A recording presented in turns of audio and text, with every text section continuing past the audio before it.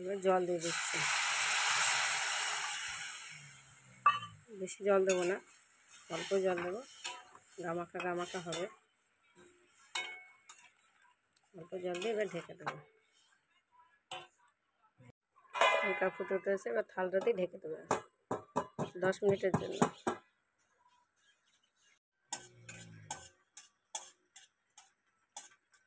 পাঁচফোড়নটা ভাজা হয়ে গেছে, এবার আমি কলাগুলো দিয়ে দেবো।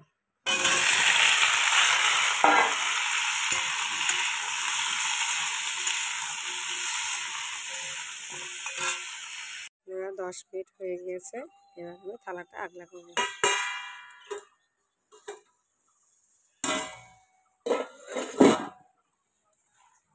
দেখুন একদম হয়ে গেছে, এবার আমি নামাবো।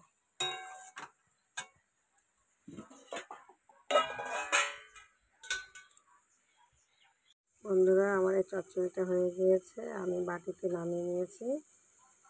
এই দয়া কলা চচ্চড়ি রেসিপিটা যদি আপনাদের ভালো লেগে থাকে অবশ্যই লাইক, কমেন্ট, শেয়ার করুন। আর আপনারা ঠিক এইভাবে রান্না করুন, দেখবেন খুব ভালো লাগে।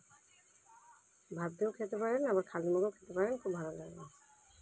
যদি ঠান্ডা লেগে থাকে তাহলে এইভাবে চচ্চড়ি করবেন, দেখবেন মুখে স্বাদ আসবে।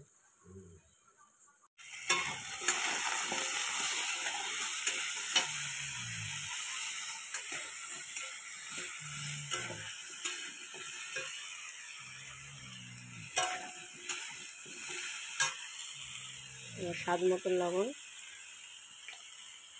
আরও হলুদ দিয়ে দিচ্ছি।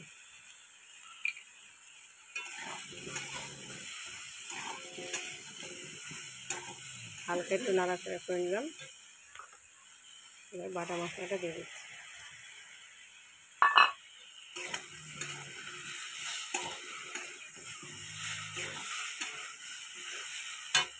নমস্কার বন্ধুরা, আমি পম্পা ভিলেজের পক্ষ থেকে সবাইকে স্বাগত।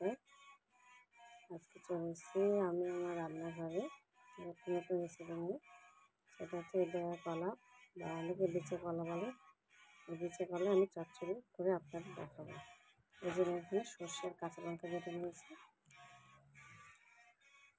কড়াই বসিয়ে দিয়েছি, কড়াই গরম হয়ে গিয়েছে, তেল দিয়ে দিচ্ছি,